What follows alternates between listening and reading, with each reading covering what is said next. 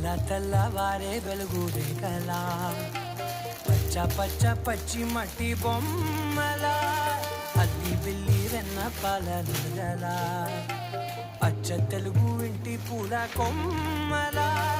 దేవదేవుడే పంపగా ఇలా దేవతే మా ఇంట అడుగే పెట్టెనంట బ్రహ్మ కళ్ళలో కాపులే